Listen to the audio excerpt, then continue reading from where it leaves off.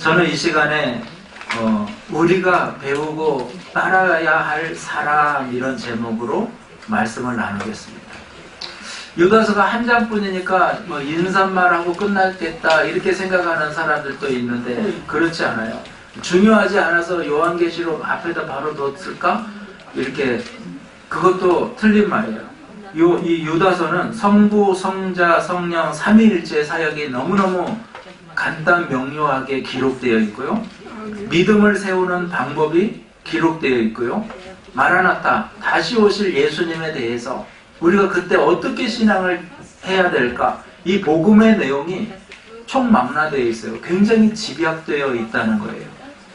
그래서 우리가 먼저 볼 것은 저자인데, 저자는 우리 유다서 1장 1절 상반부에 보면요, 예수 그때의 종이요 야고보의 형제인 유다는 이렇게 말해요. 야고보가 누구였어요? 예수님 동생이었잖아요. 예수님 친동생 야고보. 똑같이 야고보와 똑같이 그렇게 말하고 있어요. 마태복음 13장 55절에 예수님에 대해서 사람들이 이렇게 말하는 거예요. 이는 그 목수의 아들이 아니냐? 그 어머니는 마리아, 그 형제들은 야고보, 요셉, 시몬, 유다라 하지 않느냐? 그러니까 마리아가 낳은 육신의 동생들은, 예수님의 육신의 동생들은 야고보, 요셉, 시몬, 유다예요. 특히 이제 야고보, 사도 야고보가 기록되고 그 야고보의 형제인 사도 유다도 기록되어져 있는 것을 보게 됩니다. 근데 야고보처럼 이 유다도 자기를 이렇게 소개하는데 나는 예수 그리스도의 종이다. 그리고 야고보의 형제다 이렇게 말하고 있어요. 우리가 좀 육신적인 관계를 벗어나서 내가 예수님의 동생이야 이러면 더 힘이 있고 권위가 있을 거 아니에요. 근데 그렇게 하지 않아요. 바로 육적인 관계가 중요한 것이 아니라 영적인 관계가 중요하다.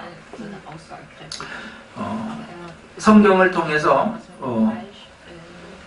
이 유다에 대한 신상이 많이 기록되어 있지는 않아요. 그런데 우리가 성경을 통해서 알 수 있으면 예수님의 동생들은 하나같이 신앙이 없다가 주님의 부활을 목격하고 믿음을 가졌다는 거예요. 나중에. 그리고 마가다락방에서 성령 세례가 임할 때 그때 주님의 동생들이 오순절 사건을 함께 경험하고 그리스도의 증거자, 전도자가 되었다는 것을 알 수가 있어요. 유다의 이름은 우리가 또 유명한 유다가 하나 있죠. 가론 유다. 가론 유다. 유다라는 말은 하나님을 찬양하자 이건데 가론 유다는 예수님을 팔아버린 그런 제자죠. 그런데 가론 유다, 왜 가론 유다예요? 가롯이라는 동네에 사는 유다예요. 똑같은 유다인데 나사렛이라는 동네에 사는 유다, 바로 예수님의 동생, 친동생 유다인 것이죠. 또 기록연대 수신자를 보면 수신자는 뭐라고? 공동서신이라고 그랬죠. 공동서신의 특징은 뭐라고 그랬어요? 야고보가 생각하는 믿음, 요한이 생각하는 믿음, 그죠? 바로 그들이 생각하는 믿음이 뭐냐 이거를 알려주는 거예요. 자, 수신자, 공동서신, 유다서 1장 1절 다시 한번 읽을게요. 예수 그때 종이요 야고보의 형제인 유다는 부르심을 받은 자 곧 하나님 아버지 안에서 사랑을 얻고 예수 그리스도를 위하여 지키심을 받은 자들에게 편지하노라. 그러니까 공동서신, 무작위하게 대상 없이 많은 사람들이 읽어보게끔 보낸 편지인데 특별히 팔레스타인, 본토에 살고 있는 유대인들에게 보내고, 그리고 편지를 자세히 보면은 베드로 후서와 똑같아요. 거의 이런 배경이라든지 이런 문체라든지 또 어떤 위협의 요소라든지 이런 게 베드로 후서와 똑같아요. 그래서 기록연대를 베드로 후서의 기록연대 AD 67에서 75년 사이로 봅니다. 왜 기록했을까?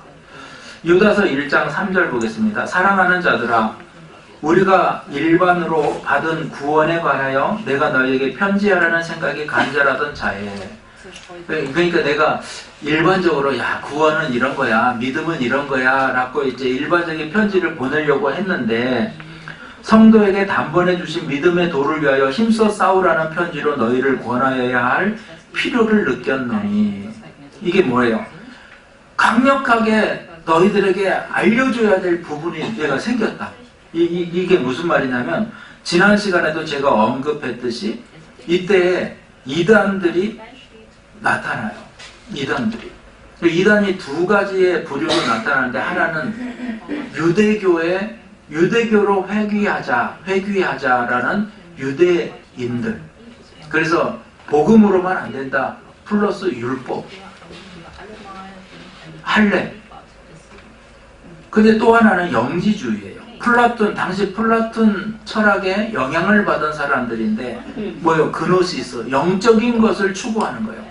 영은 선하고 영은 좋고 육은 악하다 이렇게 보는 거예요. 이들이 두 가지로 나타났다고. 하나는 육체를 방탕해, 육은 그냥 악한 거야. 육체를 방탕해 버려도 버리는 사람이 있었고, 하나는 그러니까 이 육체를 더 막 학대하고 막 칼로 긋고 막 또 막 굶고 이 육체를 더 학대해가지고 이 육체를 다스려야 된다, 이런 사람들로 두 가지 부류로 나타났다. 모든 것이 다 방종과 고통에 빠지게 했다는 거예요. 그래서 유다서의 구조를 보면은 크게 처음에는 인사와 본론 그리고 마지막 축복으로 되어 있어요. 먼저 본론에서는 세 부분으로 또 나뉘는데 이단이 뭐냐, 이렇게 이단에 대해서 밝혀요. 이단의 정체는 예수님이 그리스도라는 것을 부정하는 거예요.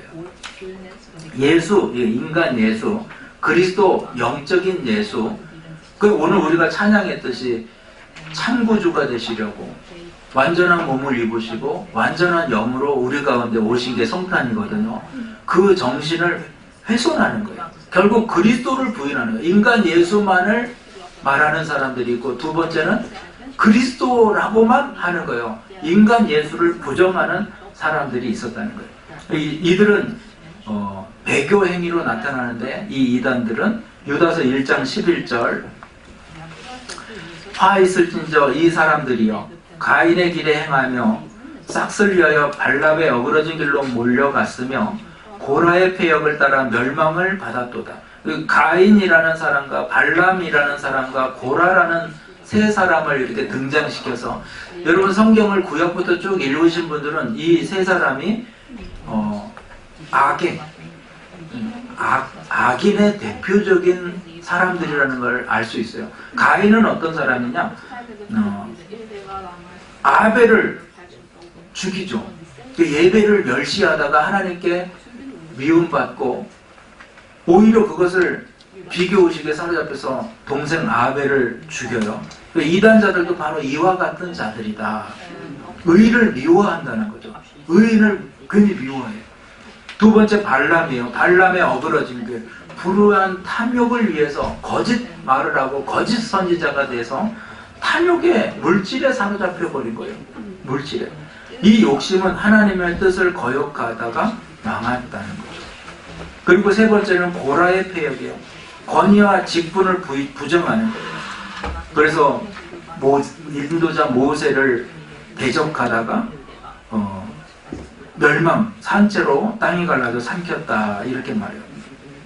다시 말해서 하나님이 내게 주시는 은혜, 내게 주시는 직분을 귀히 여길 뿐만 아니라 하나님이 주신 다른 사람들, 그 직분들도 귀중히 여겨주라는 거죠. 끝부분에서는 이제 이단들로부터 스스로 너희가 보호해야 된다. 그러기 위해서는 믿음의 터 위에 자기를 건축하고 성령으로 기도하고, 그리고 주님 영생에 이르도록 주님의 긍휼을 기다려라. 이 세 가지가 오늘 대지예요. 첫째, 둘째, 셋째. 자, 유다가 강조하는 믿음, 야고보가 강조하는 믿음은 행함이라고 그러죠. 그죠? 유다가 그런 강조하는 믿음은 뭐예요? 오늘 이런 거예요. 유다가 한마디로 강조하는 것은 건축이에요. 건축. 저는 이제 우리가 배우고 따라야 할 사람 이런 제목으로 말씀 나누는데 신앙생활의 목적이 뭐예요? 신앙생활의 목적은 예수님 닮는 거예요. 근데 예수님이 보이지 않아요. 그 어떻게 예수님 닮을까? 주변에서 보는 거예요. 야, 이분은 예수님 같아. 예수님 닮은 것 같아. 그런 사람을 찾는 거예요. 그리고 그분을 닮으려고 하는 거예요. 이게 뭐냐면 멘토라는 거예요. 멘토. 나는 예수님이 내 멘토예요. 이분은 멘토의 개념을 잘 모르는 거예요. 우리가 바라보고 좀 닮으려고 하는 부분이 멘토거든요. 근데 그런 멘토가 없다. 이분은 참 불행한 사람이에요. 왜냐하면 아무도 자기 마음에 합한 사람이 없어요. 다 무시하고 나만 잘난 거예요. 그래서 여러분 주변을 한번 보세요. 우리 교회 안에서 멘토를 찾아야 돼요. 멘토. 저는 인생에 참 멘토가 두 분 있어요. 아니 더 많아요. 근데 이제 내가 지금 생각나는, 준비하다 생각나는 게 한 분은 이제 한문, 제가 중학교 1학년 때 한문 선생님이에요. 제가 이제 너무 막 중학교 때 장난도 심하고 막 하니까 한문 선생님이 저를 불러가지고 교무실로 오라고 자율학습 시켜놓고 저하고 교무실로 갔는데 뭐 혼내지도 않고 옆에 앉혀놓고 막 음료수 주고 막 하시면서 그냥 계속 앉혀놓는 거예요. 그냥 한번 때리고 혼내고 보내면 좋겠는데 계속 그 옆에 앉아있어요. 막 일 보시고 저는 앉아있고. 근데 마지막에 그때 이제 우리가 중학교 1학년 때 IQ 검사를 했거든요. 그래가지고 그 결과가 나온 지 얼마 안 됐어요. 근데 저한테 이리 와서 이거 좀 보라는 거예요. 제가 IQ 검사를 보니까 99점이에요. 근데 맨날 사람들 너 두 자릿수야 IQ만 하고 놀렸었는데 제가 99인 거예요. 그래가지고 내 충격을 받았어요. 근데 그 선생님이 그렇게 얘기해요. 제가 그랬거든요. 13, 24, 24 하다가 0000, 11111 이렇게 제가 맞추고 나머지는 하나라도 찍어서 더 맞춰야지.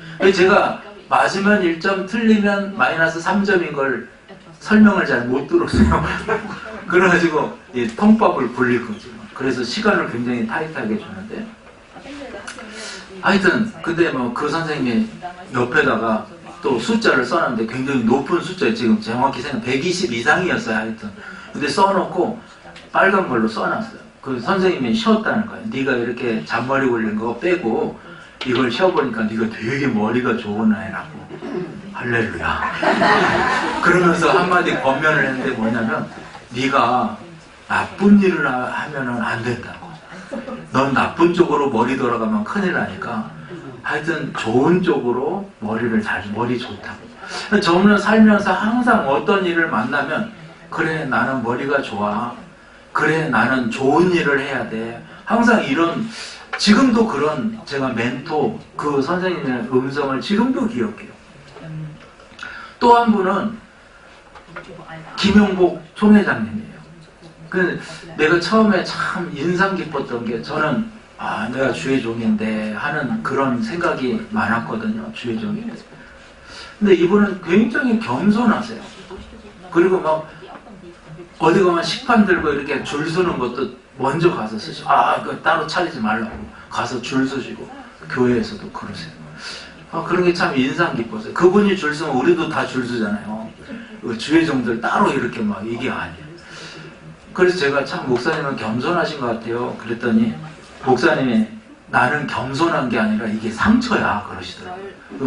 뭐예요? 그랬더니 이분이 이제 다른 교구를 이렇게 맡다가 대학 선교회를 맡은 거예요.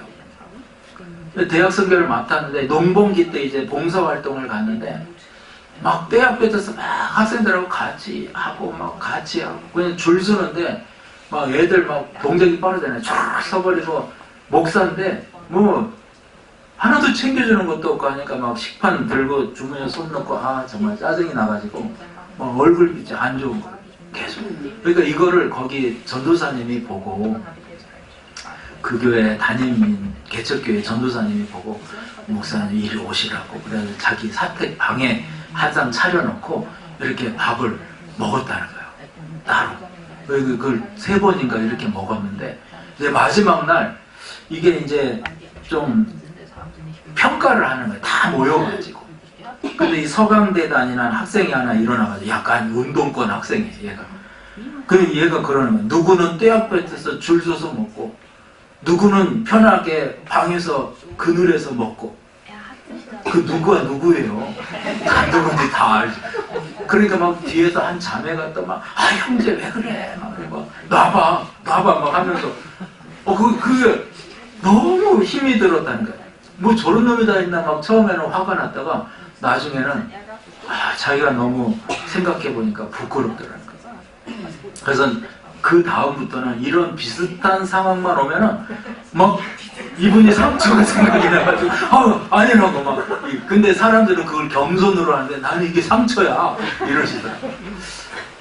그래서 제가 이 설교를 준비하면서 그런 생각을 했어요. 제가 왜 이렇게 장황하게 말씀을 드렸냐면, 우리의 인생을 변화시키는 정말 가르침은요, 때로는 어린아이에게서도 받을 수 있어요.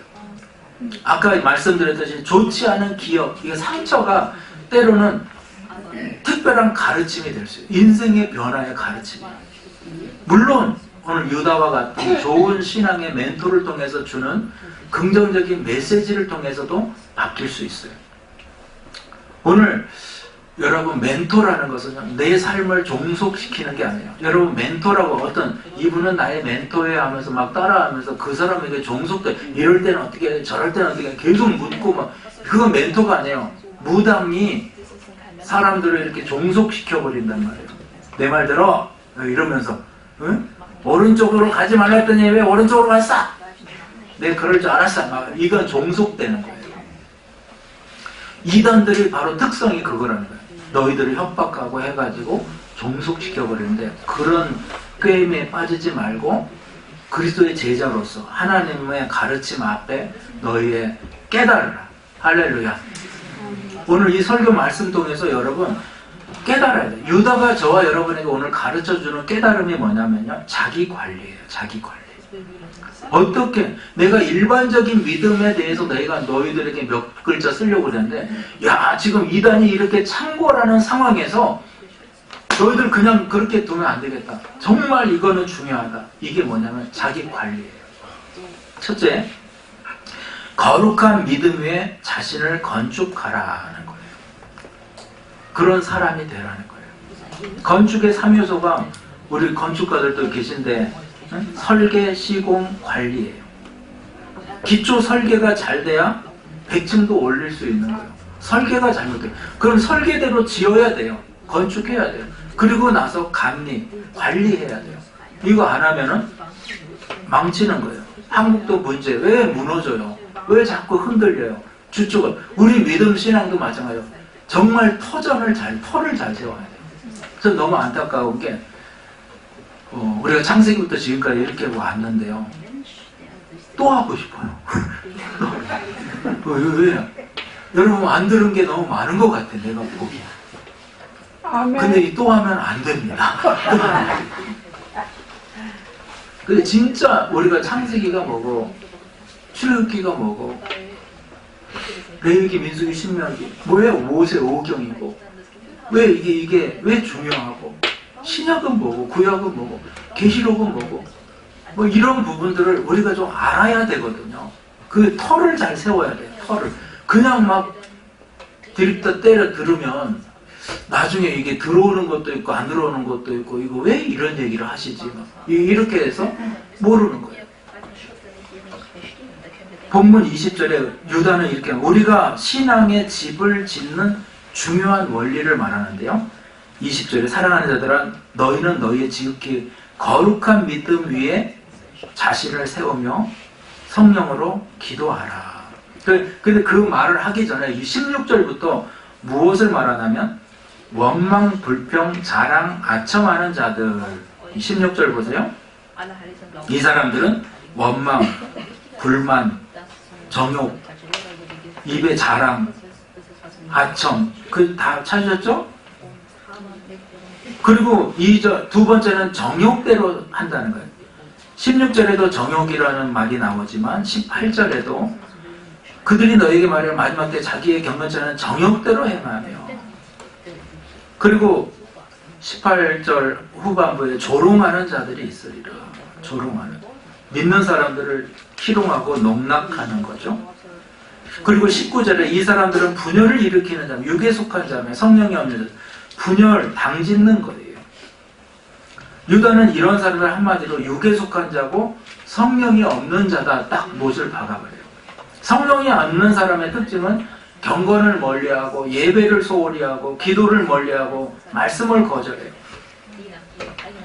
남의 말하는 거 좋아하고 남을 희롱하고 폄하하고 교회 안에 당짓고 재편 만들고, 바로 이런 사람들을 경계해야 되는 거예요. 그럼 어떻게 해야 되냐? 20절에 사랑하는 자라 너희는 너희의 지극히 거룩한 믿음 위에 자신을 세워라. 그리고 성령으로 기도해라. 이렇게 말씀하고 있어요. 우리가 세워야 될 것은 거룩한 믿음이고요. 우리가 세워야 할 건물은요, 자기 자신이에요. 자기 집이라는 것은 뭐냐면 자기 자신, 인격, 이게 참 중요하죠. 이게 우리가 세워야 될 거예요. 우리가 누구를 이렇게 볼 때, 야, 이분은 인품이 좋다, 인격이 참 잘 됐다, 이렇게 보잖아요. 저는 이렇게 연세 드신 목사님들에 대한 기억이 좋지 않아요. 왜냐면 우리 선배 목사님들은 일 중심이었어요. 그래서 가정이고 뭐고 다 분토와 같이 여기고 이랬어요. 우리 후배들은 가정을 위해서 사역을 그만둬요. 가정을 위해서. 우리 아내가 마음이 아프니까 사역을 쉬겠습니다. 이런. 그 전에는, 근데 이제 저는 낀 세대예요. 가정에도 이러고 또 우리 사역에도 이러고 이렇게 좀 끼어 있어. 제 세대가 딱 낀 세대예요. 그 우리 선배들은 막 일 중심이니까 막 상처 엄청 주고 막 출발하거든. 근데 제가 이제 한국에 있을 때 참 제가 영향받은 장로님 한 분이 계세요. 이분은 이제 양천에서 최고로 높은 장로님이었는데 인사위원장도 아주 엄청, 하여튼 사업도 엄청 크게 하시고. 근데 이분은 항상 오면은 나한테, 그때 내가 이제 목사 안수 받기 바로 직전이에요. 전도사님 뭐 필요한 거 없으세요? 항상 이래요.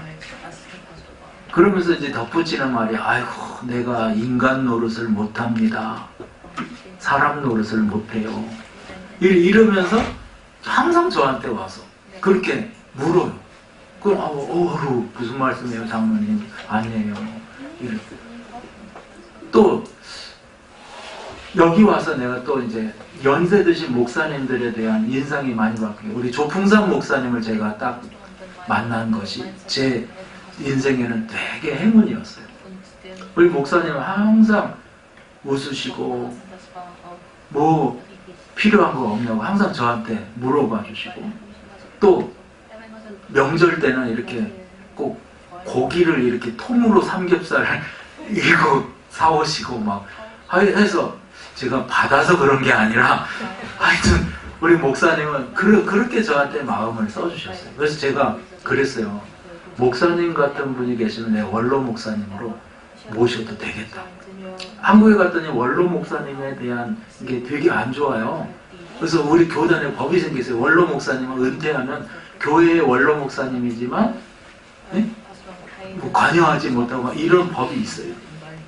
그래서 내가 그런 걸 이렇게 보면서, 야, 인품. 그러니까 우리 주변에 인품 있는 몇 분들에 의해서요, 사람들의 마음이 바뀌어요. 근데 저와 여러분이 바로 그런 인품이 좋은 인격의 터가 세워진 믿음이 되어야 될 줄로 믿습니다. 그런데 이 터보다 더 중요한 것이 주초라는 거. 어느 주초에 세워졌는가? 터 위에 세워졌는가? 바로 그것을 오늘 성경은 뭐라고 그래요? 믿음의 터 위에 세워져야 돼요. 좋은 사람이에요. 좋은데 그분이 아유 보살이네, 보살. 그러니까 그분은 부처님 닮은 거라는 거예요. 보살. 우리가 이게 그렇게 사람을 판단하고 생각하면 안 돼. 그 인품이 좋다. 이게 좋긴 좋은데 어떤 터 위에 세워졌느냐가 중요해요. 예수님 닮은 나, 믿음의 터 위에 내가 건축되어져야 돼요. 이것은 내가 하나하나 세워서 되는 터가 아니에요. 주님이 이미 닦아놓은 터예요. 십자가에서 주님이 이미 이루어 놓은 터를 말하는 거예요. 마태복음 7장에 보면 산상수훈에 집 짓는 두 사람의 예를 들어서 중요한 진리를 마지막에 예수님이 주세요. 두 집이 완성됐어요. 한 집은 모래 위에 지은 집이고 한 집은 반석 위에 지은 집인데 두 집이 완성되는데 두 집이 다 보기 좋아요. 내장대도 잘 쓰고 전기도 잘 들어오고 물도 잘 나오고 다 좋아요. 그런데 비가 내리고 창수가 나고 바람이 불어 그 두 집에 부딪히자 엄청나게 다른 결과가 나타났어요. 바로 주초가 문제. 어디에 세웠나? 반석 위에 세웠나? 모래 위에 세웠나? 평상시엔 몰라요. 비가 내리고 태풍이 오고 창수가 나보니까 홍수가 나보니까 알았다는 거예요. 마태복음 7장 24절에요.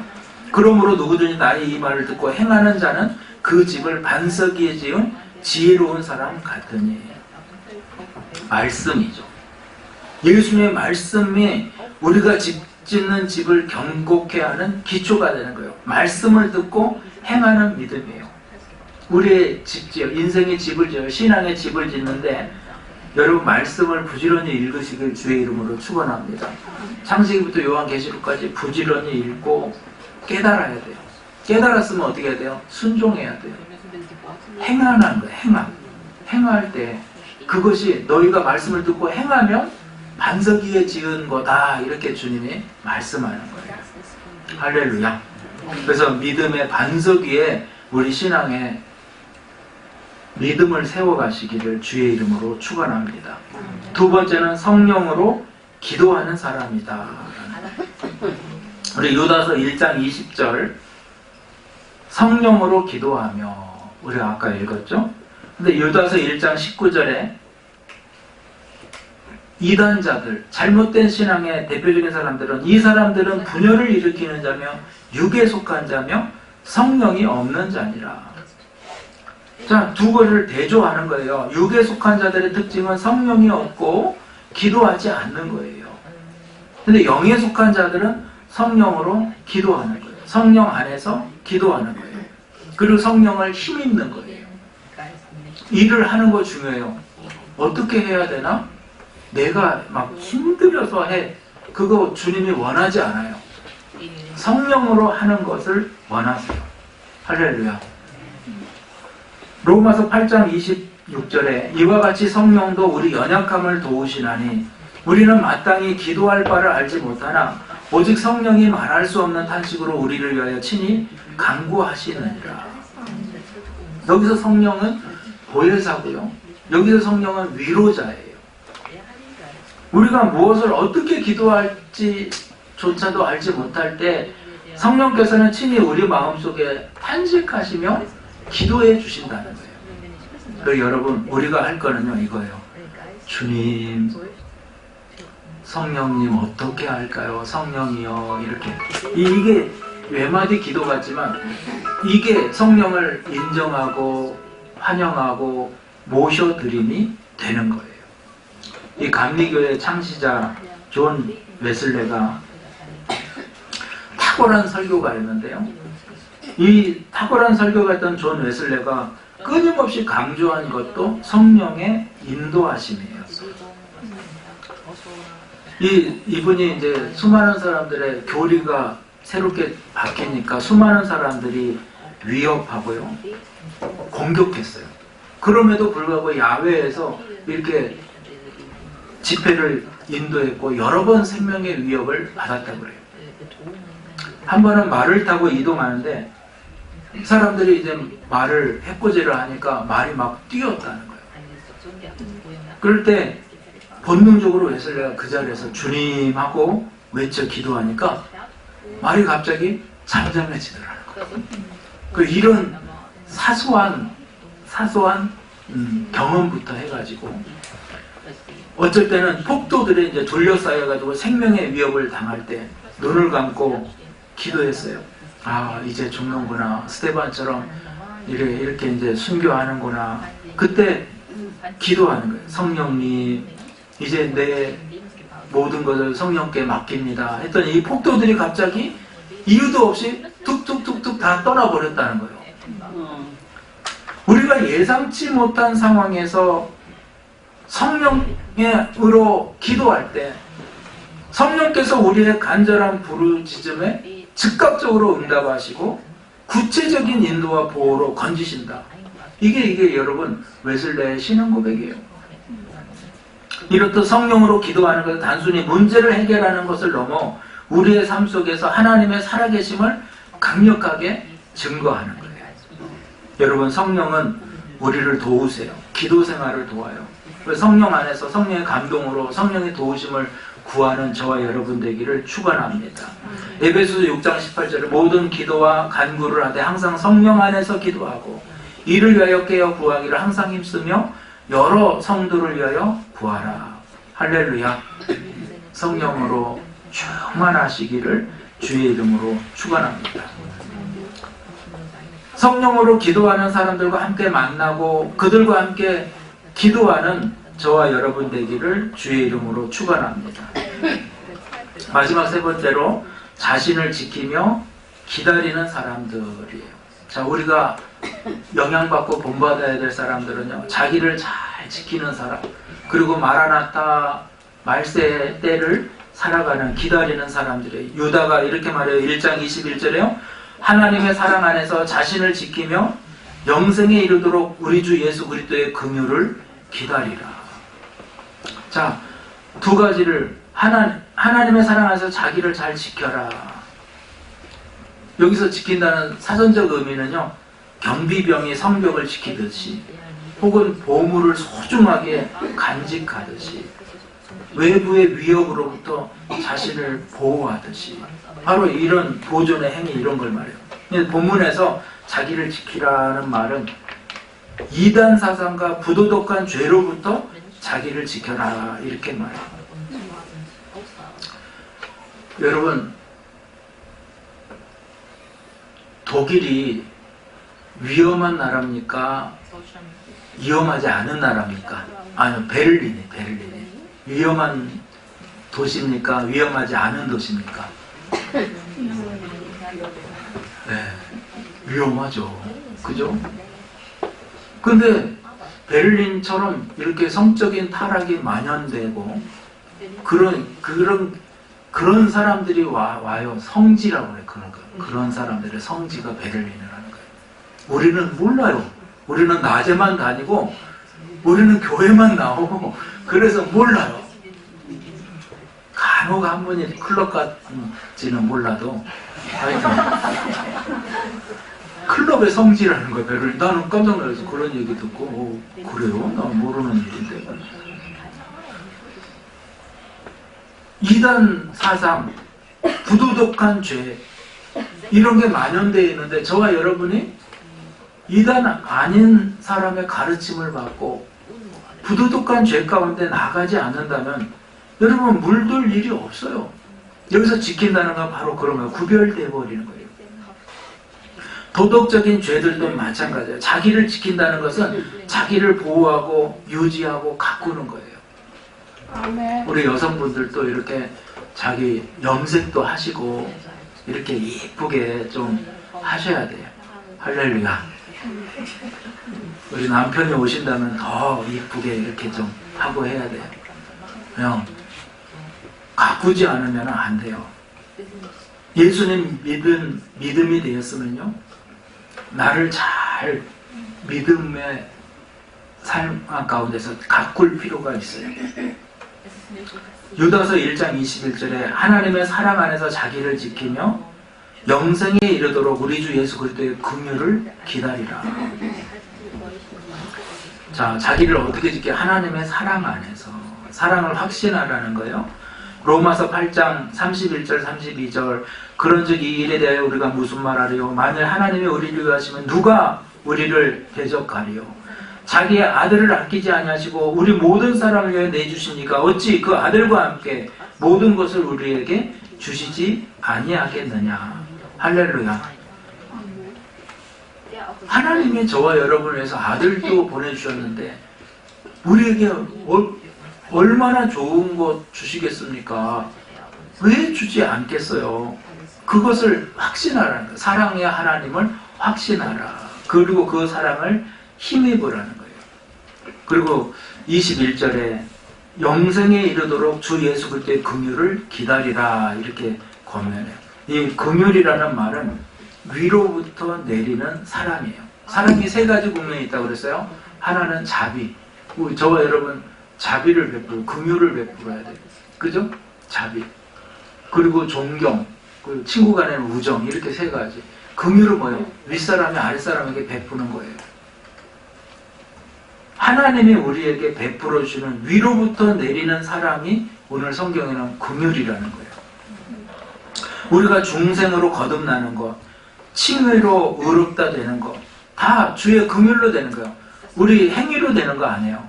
사람들은 그래요. 내가 이렇게 해니까 이렇게 의롭다. 이게 아니에요. 행위가 아니에요. 그냥 하나님이 거듭나게 하시고요. 하나님이 의롭다고 말하시고요. 성화도 마찬가지예요. 하나님 닮는 것도 오늘 성경의 긍휼이라는 거예요. 내가 뭘 해서 닮는 것이 아니라 성령의 역사하심이에요. 하나님이 그냥 긍휼해 주는 거예요.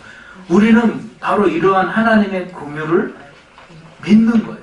믿음으로 구원이 완성되어지는 거예요. 할렐루야. 우리에게 그렇게 말해요. 긍휼을 입으라는 거예요. 뭘 하려고 하지 말고 입으라는 거예요. 참된 신앙은 오직 우리 주 예수 그리스도의 긍휼을 기다리며 영생을 향해 나아가는 것입니다. 끝까지 주님 오실 때까지 완성될 때까지 여러분 주님 대망하시고 나아가시기를 축원합니다. 간혹 그래요. 나의 모습을 이렇게 보면서 언제 완성될까? 또 주님이 언제 오실까? 근데 우리는 다 부족해요. 날마다 싸우는 것 뿐이에요. 부정적인 것과 싸우고 악한 것과 싸우고 문제가 오거든요. 계속해서 문제가 올 거예요. 여러분 예언하는데 살아있는 동안에 문제가 와요.